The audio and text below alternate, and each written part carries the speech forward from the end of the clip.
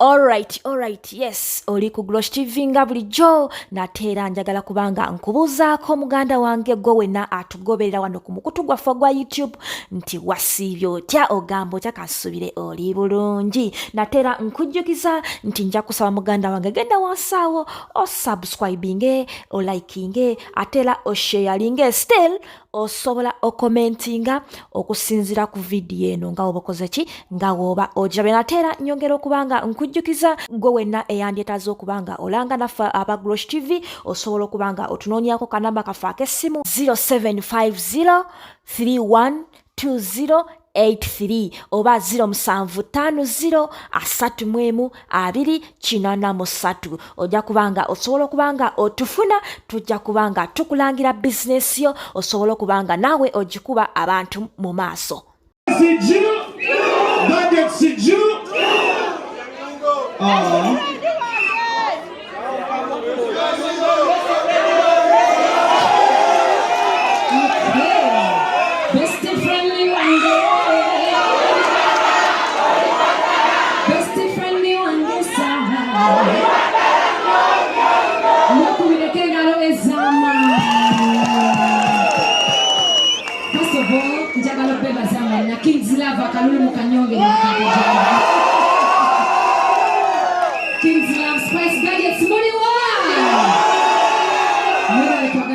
Saha best wange from day one mwebale nnyo mwebale ddala kutubeererawo era nga Friday takyalimbwa ate next week this Friday tuli wano wennyini ngenda salako okuba endongo nga lenzire wali mpagire bwenti nange nfuke wa Kings Love sinja kwogera bingi nnyo kubanga ebisinga byogeddwa ate kabaka ebisinga genda ddeyogera naye kabaka njagala obakube nga muzze okikola kubanga ekifo ky'olimu tewali awajjawo mutulage ku maanyi g'abantu nga bulijjo Friday.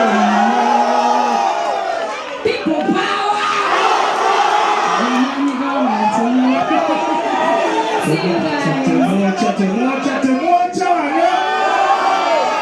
njagala kupiginga up manager Sam Mukasa, big up on yourself manager Sam Mukasa.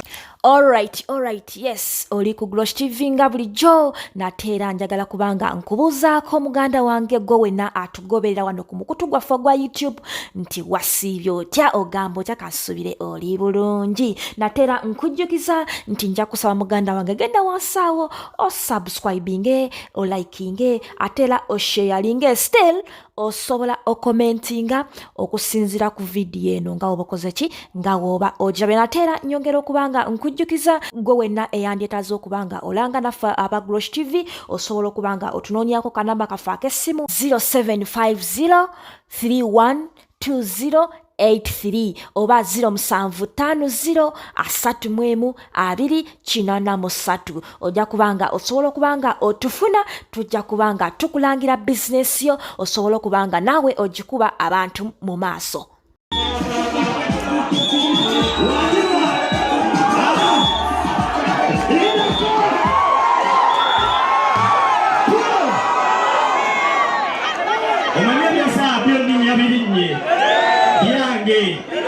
Soka ne kutolera ku salamu ngamba assalamu alaykum wa rahmatullahi wa barakatuh. Wale kumela musajja mulungi kumukubire ko kungalo musajja ono yasigala kwogera lero bingi nze ne familia yange tuteeseza lero kumacha tetulina nene tusalawo ngenda kula tikiti za mitwala ameka katikati ozimpe dumu nanziguze dozolaba tomanye waka kati ekyo kizinga ekirala kyemba sembayo bannange mujenga mukimanyo naakuba mujenga mukimanyo naakola ki akuba era mujenga munywezezza obuguwa mujenga mukimanyi kyekikulu ekisembayo tugende mu kalulu ekyo nga tokyogerako anzi kati ndikuwa Saha kati eyaka tujja bbiraba mu January Saha June ladies and gentlemen, Mark the Abayimbi. Eno mugeta matu jenna kuliranze abasinga matu bangi bandaba eno musi abalengere wala ne bangamba nyakukikuba kati tobanyongera abantu bakuno bali Kizito banyongera kibandalira ku nsiko yaze maximum respect Kabaka mwana Kabaka onoza mwigirako bingi. Kabaka is a true definition of ghetto youth tali fit na little fit. Unategete Kabaka kwendigira nti consistency is discipline. Kabaka kwendigira nti buli ghetto youth yena superstar. Era mugambe tuwembate mbe wange ngambe abateso bonna ababeserere nti bagenda beera kusiwe kiri sebo Kabaka nange omuteso wembi era ngenda bakubendo ngokolo siwe kiri me pass to one out just to make the ends meet life in a ghetto Friday no Macdiaban Kings of Empire all Mac music for la kola tutia sana ko magana nyobe ba respect yeah man. Big up on yourself, man. Alright, yes, oli ku Glosh TV nga bulijjo nateera njagala kubanga nkubuuzaako muganda wange gwe wenna atugoberera wano ku mukutu gwaffe gwa YouTube nti wasiibye otya ogamba otya kasubire oli bulungi nateera nkujjukiza nti nja kusaba muganda wange genda wansaawo osubscribinge olikinge ateera osharinge still osobola okomentinga okusinzira ku video eno nga obakoze ki nga woba ojabe nateera nyongera okubanga nkujjukiza gwe wenna eyandyetaaze okubanga olanga naffe aba Glosh TV osobola okubanga otunoonyako kanamba kaffe ak'essimu 0750 3120 83 oba 0750 3120 ojja kubanga osobola okubanga otufuna tujja kubanga tukulangira business yo osobola okubanga naawe ogikuba abantu mu maaso. Oyisagala bannange kwogera bingi mukimanye nti ennaku z'omwezi nga 23 Friday no tuli mwani tuli wakendisa tuli lugogo bannange mujje mu maanyi ate bangambe embuno n'omukulembeze agenda kujja asaleko ku olwo afeeja tugirewa kati babbayi temugeza ne musuula ku lwokutaano bannamawulire njagala okubeebaza mwenna mwebalenga kujja ne mujjanga mu press conference z'abayimbi kintu kikulu nnyo kuba bwe tulaba defense z'abannamawulire bonna mbalaba so bannamawulire namwe musooke mwekubire kalulu akaddala oyo yesamanya n'eddoboozi bapikatopika ssente tuzisingane omubali gunyooke ku lwokutaano wano wennyini naki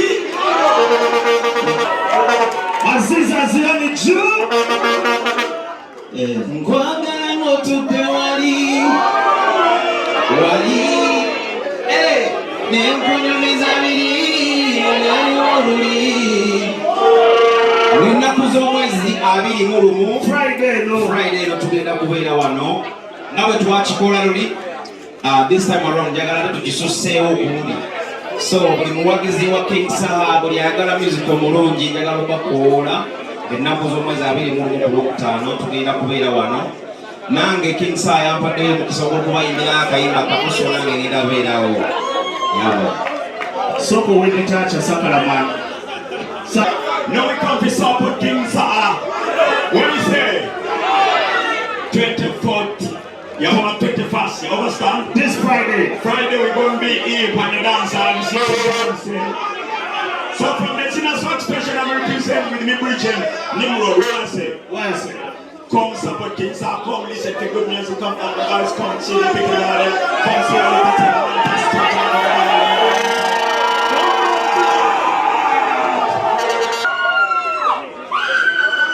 Bannange kisase nnyo mbalaba kanyimirire magongo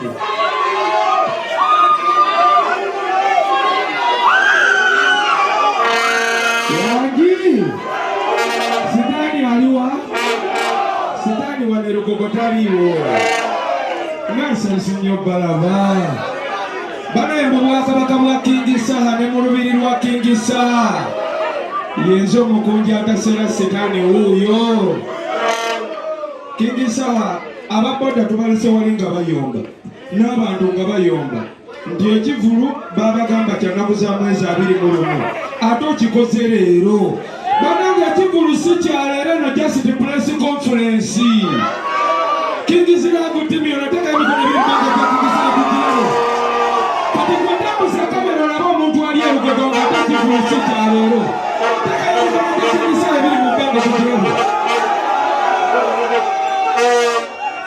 King Saha webale nnyo okutuleera taata. Abayimbi mwenna abazze mwebale nnyo mwebalire ddala. Lugogo ya balansinganga nga King Saha wamala okuyimba waliwo n'abalala awo abajjanga ne bakikiitanya. Naye ate kati abalala bonna baakitama bakirekera omuntu omu King Saha. Kati njagala kusinzira bano nange nsabe King Saha. Ekikulu ekyasembayo abantu bajjula nnyo n'abalala ne basigala ebweru. Tubadde tusaba kalugogo kano okakubemu omwaka guno gwokka okatulekere ogende Namboole okakwasanza nekopikikasi. Awo wali wetubagatabwaddawo akawagu netopiki tetukajjuza. Mukama abankuumire sitaani wuuyo. Maanyi meerere. Ladies and gentlemen, DJ Ngabo Nonyeza yakayimba ka Ronin White kabako kakochi